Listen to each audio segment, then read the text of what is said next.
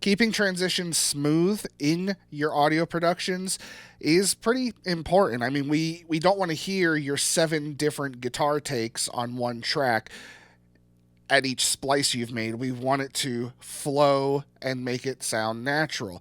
Well, let's hop into Studio One today, and we're going to show you exactly how we can do that in Studio One and the different options that it has as well. Let's get into it.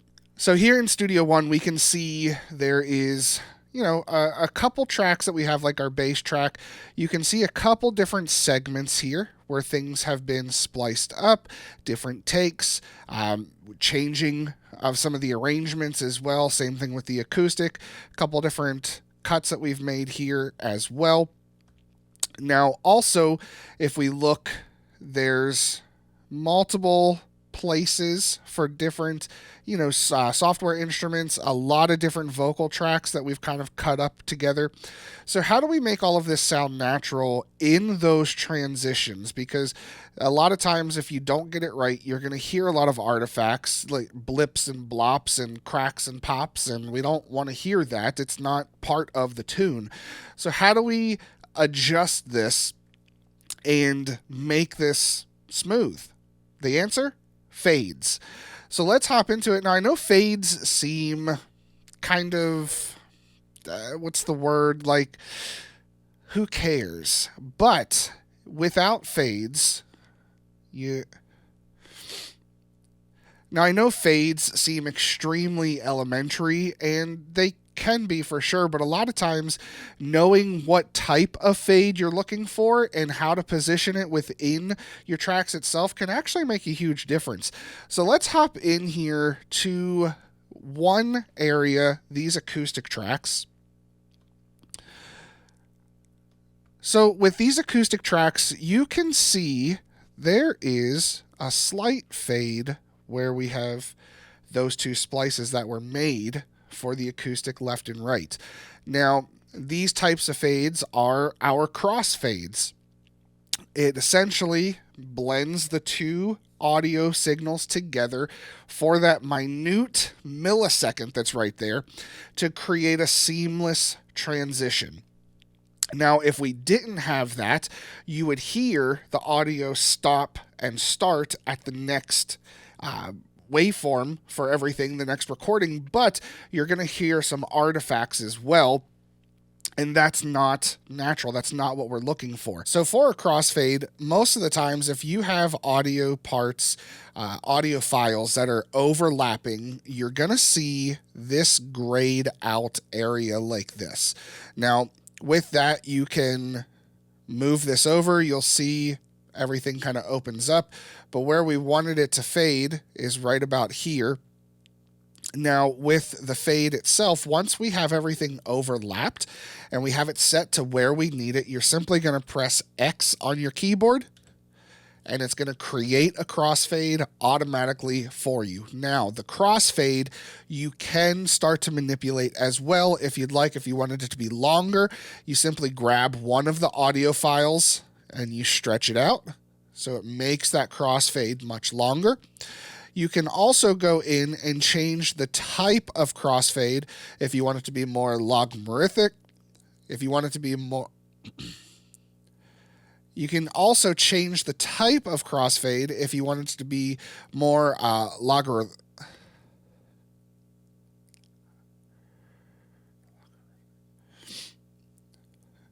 Now, you can also change the type of crossfade you're looking for if you want it to be more logarithmic, or if you're looking for more exponential. You can start to get into that as well. We'll touch on those two in just a moment here. But crossfades, super simple, and a simple key command of X is going to create those crossfades automatically, and then you can kind of adjust as needed. Now, a lot of times too, what I'll do specifically on fades is with audio tracks for the vocals. So if we take a look here, this is our main vocal. Now this, it was all one take, so there's a bunch of dead air here, a bunch of room noise, maybe breathing, coughing, something of that nature before I started the next line. Simply cut that section kind of got rid of what wasn't needed, but then I put a fade in. So we're doing a fade out and a fade in. Now, with the fade outs and fade ins, it's very simple. Every piece of audio that you have in here, every track that has audio, you will see this little triangle at the top of the end of whatever audio file you have. With that triangle, you simply click it and you can drag it to create any sort of length of fade that you'd like. So this one is at 61.4 milliseconds. If you want to get into the math and how things work, you can definitely calculate your fades, but honestly, we mix with our ears. Don't worry about all of the intricacies that you could get into. Just set it to where it sounds natural and where everything sounds good. Now, let's also talk real quick. We talked about logarithmic and exponential fades. Let's see exactly what they are and what the purpose is for each one, because each can be used as, an expression for different things. It all depends on what you're looking for. So same thing here, even if it's just a single fade out or fade in, once we have it set, if you click in the middle of your fade, you can take this, start dragging it up to get the logarithmic, and then you could drag it down for an exponential. What's the difference audio-wise? Now, when we're looking at a logarithmic fade, it is going to decrease the fade much slower than a standard fade. You're going to have more audio, more volume happening as it goes, and then slowly start taper off at the end, which for this, it's kind of more natural for our ears because our hearing is logarithmic. So it sounds better to the human ear. Now, with the opposite of that, we could come in and do an exponential where the volume cuts extremely quickly, especially depending on how much you start bringing that fade in. You can get very drastic to where it cuts quick, but it's smooth at the same time. So for exponential fades, it tends to sound smoother, but for the logarithmic, it sounds more natural just because that's how the human hearing works. Now, if you keep it straight in the middle, it's just a flat linear phase going from this volume to whatever you have it set at to 0, and then you're done. So it all depends on how things need to sound for your tune and what you think sounds best. Another thing that I want to point out here is you can fade multiple tracks at the same time, and it is extremely simple to do so. Especially in Studio One, we can come in here. Now, this slide guitar at the end, there is a fade, so I'm going to get rid of that real quick.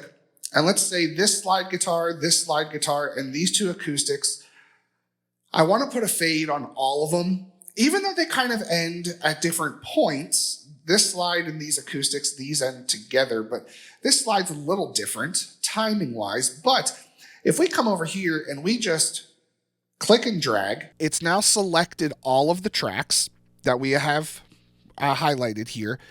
And if we grab one of those little triangles, we can see that it starts to fade all of the tracks at once.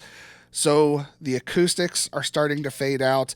That EBow guitar, the second EBow slide, everything is starting to fade out. Now, this fade was already set to an exponential, so it's going to carry over if you had something else there as well. But if you're just starting from scratch, you can highlight everything, fade it all at once. That way, you don't have to go through each single track and say, okay, so I was at 4 minutes, 10 seconds. I need to bring that up to there.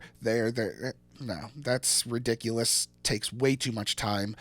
Highlight it all, fade it all at once. Drums especially, that's usually one of the larger sets where we have multiple sources that we've recorded and we're mixing it all together.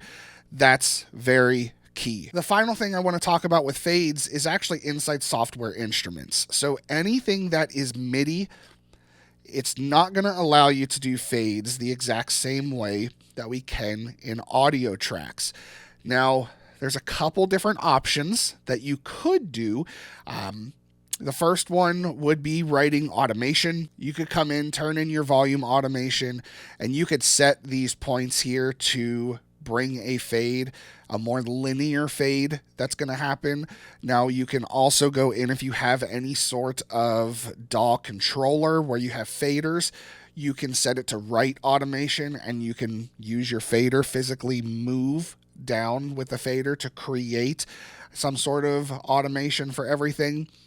One thing that I like to do, though, is if I turn off that volume automation, I actually love, and I've talked about this many times, is committing to your tracks. So especially going into the MIDI side of things, if we just select this and we bounce this, it's going to create an audio file, and we'll do that here. So now that this audio file is created from the sounds of that MIDI instrument, the software instrument, we can now come in and grab those fade markers and start manipulating with fades. We can chop things up, create crossfades. Everything starts to work out as everything else does, but MIDI, couple extra steps if you want to do different types of fades, but the choice is yours. There's tons of options. Let me know what you guys think about this down in the comments. I know talking about fades is pretty rudimentary, but it's one of those things that sometimes we take it for granted, and sometimes we just don't know all the different options there are.